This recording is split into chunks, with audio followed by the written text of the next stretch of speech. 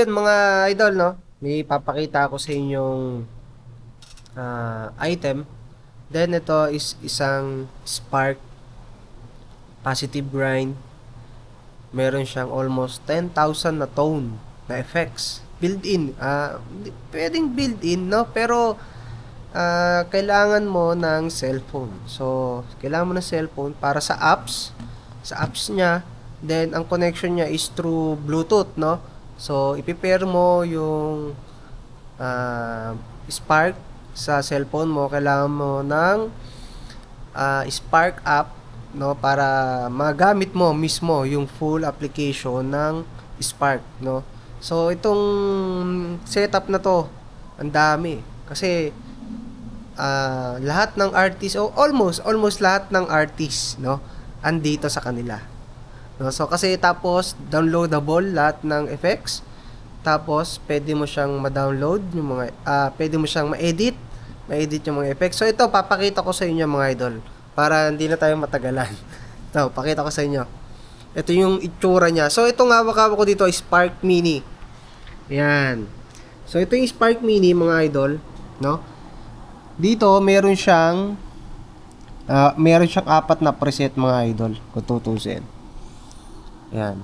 Tapos, yung guitar. Tapos, yung music. No? Ito yung para sa controls ng sa cellphone nyo, yung tunog ng music. Tunog ng music sa cellphone nyo. Ito. Dito yun, no? So, ito naman, tong party na to is yung para sa tunog na ilalabas ng galing sa gitara nyo, no? Then, dito may 4 na preset. No? Ikutin mo lang to. Yan. So, nagbabago yung ilaw. No? So, habang nagbabago yung ilaw niyan, mga idol, ayan, no? Kita nyo naman, tingnan nyo nagbabago din tong preset dito sa cellphone. Yan. So, meron kang 4 na preset, no, na connected dito sa cellphone, no. So, magbabago yung preset. Yung tunog. Magbabago yung tunog. So, papakita ko ngayon sa inyo kung ano yung tunog nito. Itong Spark, no. So, yung camera is patong sa Spark, sa taas ng Spark mismo, no? Then subukan natin mga idol yung sounds, yung tunog ng sounds. Sana hindi malaglag yung camera. layo na pinagkuha ko. Yan. So ito custom, nasa number 1 siya, custom, no? Tunog niya custom Sana clear yung naririnig nyo dyan sa video, no? So ngayon iseset natin ng pangalawa sa dulo.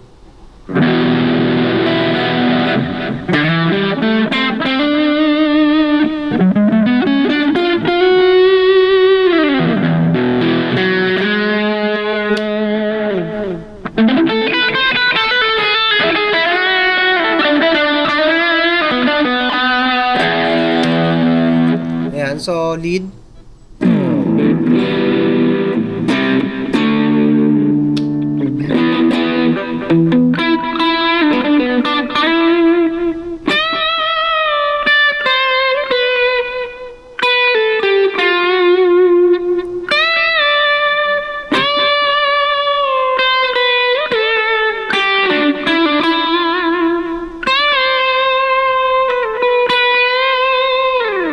Yan. So, yan yung ano niya, yung tunog niya, no? Tapos, meron siyang rhythm pa. Clean tone lang to, clean tone.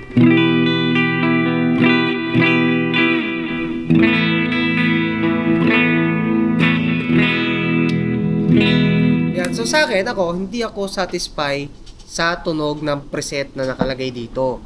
So, papakita ko ngayon sa inyo yung preset ko. No? So, dito tayo. Sa cellphone, no? Sa cellphone tayo. Ayan. Kita niyo ba yan? Sana makikita niyo ng maayos, no? So, against the light, no? So, yan na lang siguro. Against the light, Pero, subukan natin, no? Papakita. Then, meron na ako ditong mga nakalagay na ginagamit ko sa lahat, no? So ito, clean tone, no? Ito yung ano, kung paano ka mag-set ng preset. I-save mo tong preset na to dito, no? So pindutin mo tong tatlong bilog, no? Tapos click mo lang yung save to hardware preset, yung pinakailalim. So piliin mo kung anong channel siya. So sa akin babaguhin ko clean tone, yung rhythm, no? Yan. So clean tone. Yan. Tapos ayan, ito na siya. Ayan na siya. Ngayon, balik tayo ulit doon. Yung tatlong kailangan natin. Yung rhythm naman.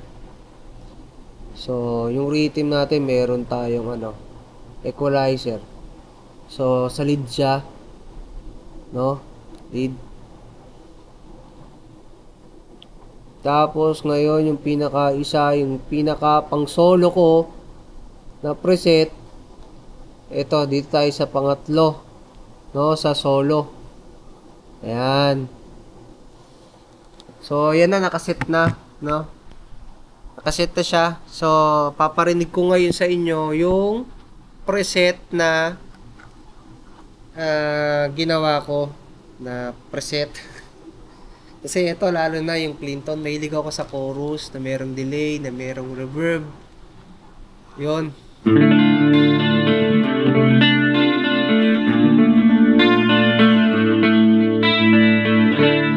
Ganyan yung gusto kong tunog ng clean tone sa akin. Sa akin para sa akin, ewan ko sa inyo. Yan, ganyan ang gusto ko.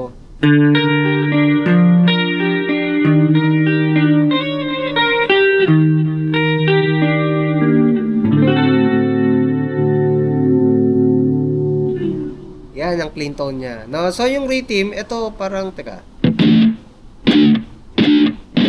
Yan. Wala siyang delay.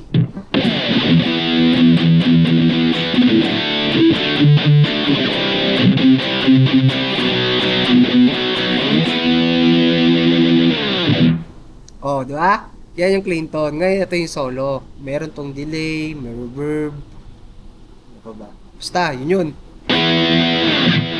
Oh, nakita nyo? Narinig nyo?